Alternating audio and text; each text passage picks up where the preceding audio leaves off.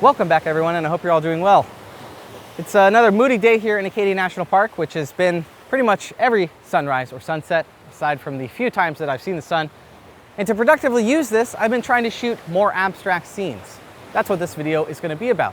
I'm going to take you along for the ride, along my journey, trying to find abstract scenes along the coast, utilizing this really foggy, moody overcast, and see what we can come up with.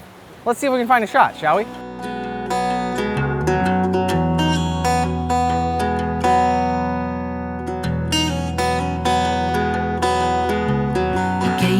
From the distance, dressed with clothes of skin and hide. All right, so before I break out my tripod and get all that set up, I took out my 7200 and I'm gonna kind of look around the coastline for compositions and just see what sticks out to me. You might be asking, what am I looking for? The reality is I'm kind of looking for patterns in the rocks, but also how the water is moving around those rocks. Sometimes it could be a swirl, sometimes it could be the way the water recedes back through the rocks. Maybe two rocks are going from bottom left to top right, and in the middle the water is receding back out through those rocks. Or maybe it's a swirl of the water on top of the rocks or in between the rocks. The reality is sometimes I don't know what I'm looking for until I find it. I'm just looking for symmetry, patterns, balance in my image, and trying to find compositions. The difficult part is that you don't know how the water is going to move. So sometimes I have to just stand here and look and just see how I think the water is going to move when I end up setting my camera up on a tripod, because we're trying to take longer exposures. Maybe a fifth of a second, half a second, all the way up to 2 seconds, depending on how fast the water is moving, to get some of these more abstract ethereal images. So I'm going to look along the coast here for things like that and see what we can find.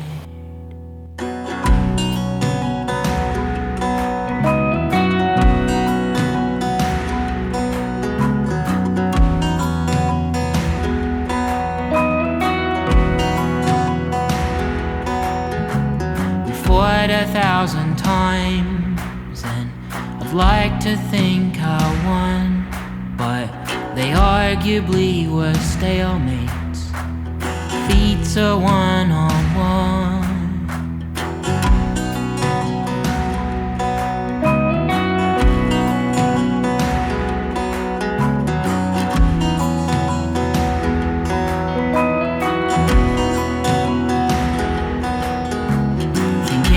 About it now, I was someone else before, a ruler of a kingdom with nothing at the core.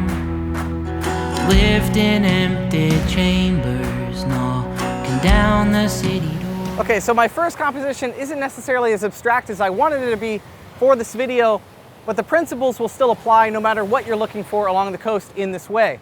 So I was walking along the coastline here, and you can kind of see my composition right behind me. You've got these waves coming up, meeting right in the middle here, and these rock face over on this side. And what caught my eye is that there's a perfect line that comes through the waves, up through the rock face, that meets. And what's nice is the color of the rocks versus the color of the waves. They have these kind of clashing colors, and that's what first caught my eye. But I also just like the way that sometimes this wave will create an S through the image, and that S looks really nice. But I had to think about that ahead of time, watching the waves and thinking about, well, if I took like a longer shutter, how would that wave end up looking in my final image?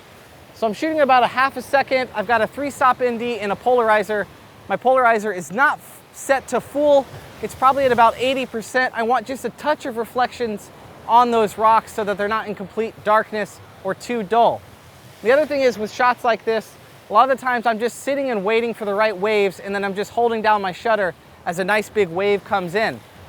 In terms of the composition, which I think is the most important thing to talk about in this, is thinking about how the shapes play into your final image, but you can't necessarily see those shapes when you're walking by.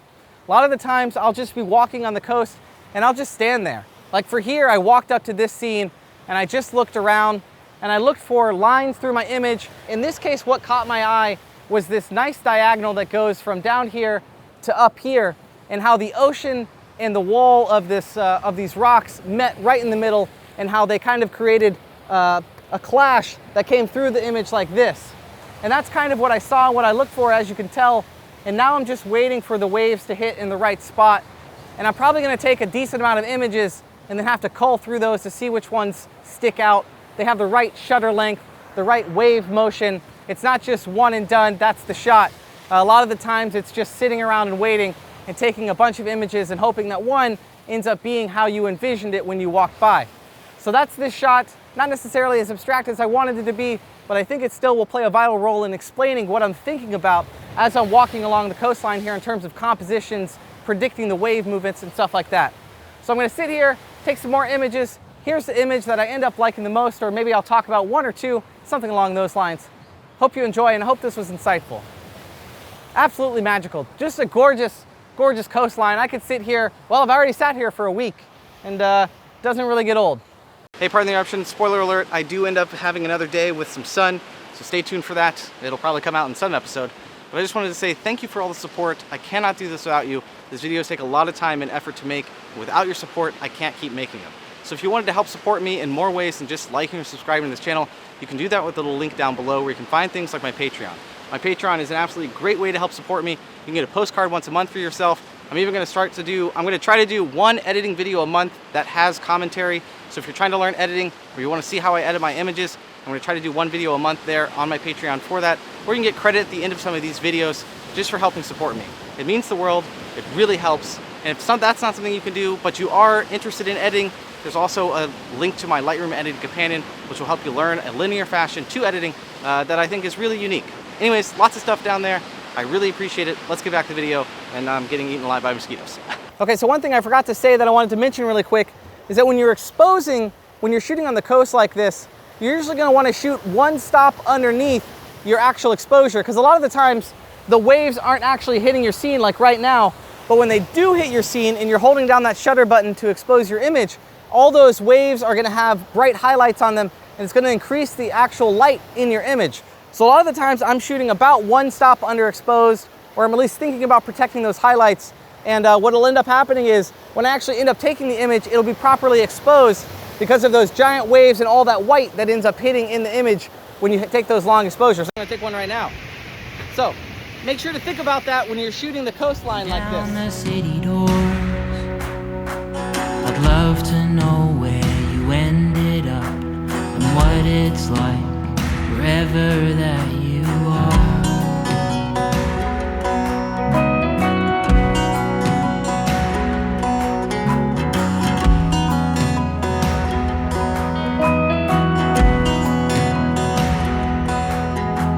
There's one thing I regret, it was stealing all those cedars, removing Baba's head, but it was fun.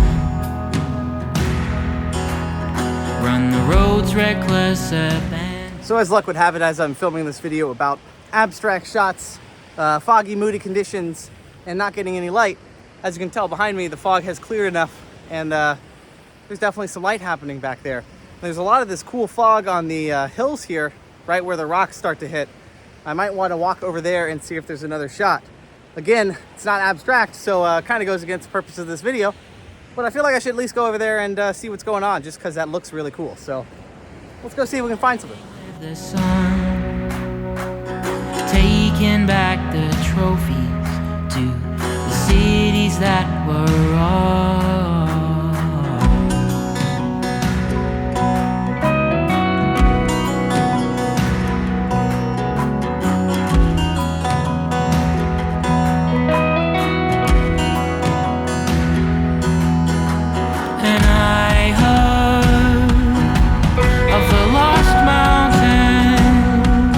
All right, so continuing my theme of not following the guidelines of what this video is supposed to be about, but still getting distracted by beautiful scenes, I came over here to take that shot with the fog on the hills, but by the time I got here, the light was pretty much gone. There was some nice golden light dabbling on the fog in the distance, and that was gone by the time I set up my shot. However, I really like this composition. There's this nice bottom part of the frame here that kind of circles around into the cove all the way along here. And there's actually a beach back there that you can't see because of the fog, which is a good thing. But what's nice is I love the color of the trees here and the coastline that kind of wraps around and brings the entire image together. And I don't normally take big scenes like this where everything is in focus. Normally I'm the type of person when I'm taking wide shots where I have something in my foreground. But this is just a nice big scene that I kind of like. I really like the composition, and maybe the conditions right now aren't the best for it. Maybe sunrise, since the sun actually rises in this direction from over here, meaning it'll hit all of this. But I think the fog is the key. You gotta have the fog to really make this shot. Otherwise, there's not enough depth in the shot. I'm gonna keep taking a few shots. Right now, I'm shooting about half a second and seeing if I can get some of these waves at a longer shutter speed. I might throw a bigger ND on there, like a 6-stop, and take some really long exposures and just see what I come up with. Regardless, here's the shot. Hope you enjoy. And there's a tunnel underneath it, emerging in another world.